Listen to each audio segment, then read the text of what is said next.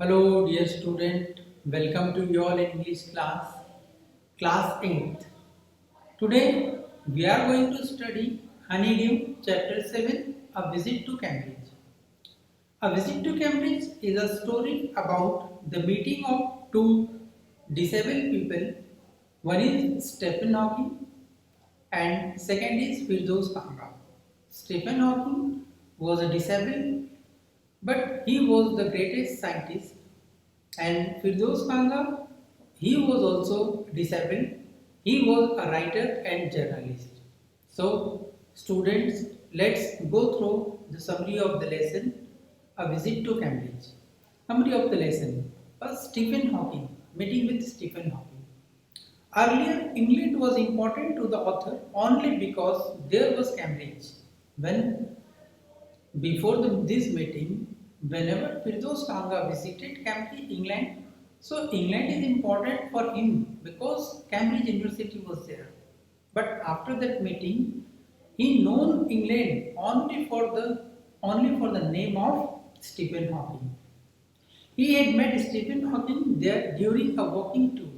Stephen Hawking is a disabled person. Stephen Hawking was completely paralyzed and he was confined on wheelchair.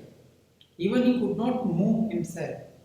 He communicated with others with the help of one punching machine that with the help of machine replies him whatever he instructed that reply in the mechanical voice. It means he communicate or he discuss with others with the help of machines. He is the successor of Isaac Newton and has the chair at the university. As Cambridge University gave respect and dignity to Isaac Newton, the same after the death of Isaac Newton, Stephen Hawking was his successor and he got the similar dignity and similar respect there. He is a brilliant astrophysicist. He is also the author of The Brief History of Time. He wrote one book, A Brief History of Time. It is the biggest bestseller of his time. This book was the biggest bestseller in the world. So now, writer Firdaus Kanga meeting with Hawking. Firdaus Kanga visited England and he had an ardent desire to meet with Stephen Hawking. So the tour was over. The writer phoned Stephen Hawking's house. Hawking's assistant attended the telephone call. He told the assistant that he had come from India. He added that he was on a wheelchair. Firdaus Kanga was also disabled. So he had an ardent desire to meet with Stephen Hawking. So he called to his home. There his assistant, Stephen Hawking's assistant, attended the call and he asked, "Who are you?" like this. And then Firdaus Kanga told that I came from India and I wanted to meet with Stephen Hawking. He mentioned that he wanted to write a book about his travel in Britain. Then he expressed his desire to see Stephen Hawking. The time for his meeting that professor was fixed. It was from 3:30 to 4. So he requested Stephen Hawking and this way Stephen Hawking accepted his request and he gave him half an hour time, that was 3:30 to 4. And he said, Firdaus Kanga wanted to write a book which is based upon the tour of Britain. That's why he wanted to meet with Stephen Hawking. This way their meeting fixed and at the same or at the fixed time, Firdaus Kanga reached to Stephen Hawking's house. The interview began on time.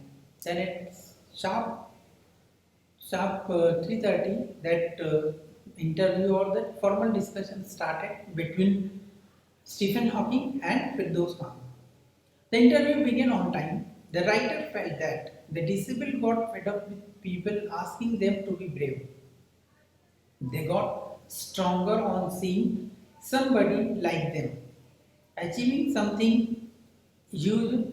The computer voice replied that Professor Stephen Hawking hadn't ever been brave. First question he asked that disabled people fed up because many people ask them many questions and they got strong and they ask you are brave.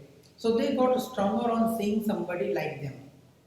So he said, you are looking very brave among the disabled people. So Hawking said no. He said, Professor Stephen Hawking haven't ever been brave. He said, I have never been a brave. He had no choice in it. He said, in becoming brave or among the disabled people, show ourselves as a brave. It's not a good thing. Don't patronize. Then Stephen Hawking gave him one suggestion. He said, don't patronize him, don't take the support of others. The writers told him that most people think that the disabled people are chronically unhappy. He asked Hawking if he found this amusing. The voice replied that found it amusing when people patronize him. He said, when people that the writer asked him, most of the time, the people thought that disabled people are chronically unhappy. They are living unhappy life. So he said that Hawking said that no, it's not like that. Only when people try to patronize or people try to help them or show the sympathy towards them, in that case, he said that it is only making him unhappy. The writer's next question was about himself. He asked whether he felt annoyed when people like him disturb him. The next question he asked, as I came to meet you, as the other people also came and disturbed your daily routine life. So will you be disturbed if someone will come or if someone come to meet you? So these things make you unhappy? The answer flashed yes. This time that Stephen Hawking say yes, but his replies as a sarcastic remark. Hawking smiled after giving these answers because actually he is making fun of the writer. So he said yes, but his smile said that he was not unhappy due to this meeting. Professor Hawking appeared to be the writer as one of the most beautiful men in the world. When he was smiling, so he thought that he was looking that writer said that his smile on this innocent face, it is looking very beautiful, most beautiful face in the world. However, the writer was shaken by his first glimpse. He seemed only a skeleton then. When a writer entered his house and saw him on the wheelchair, so it is just looking a skeleton.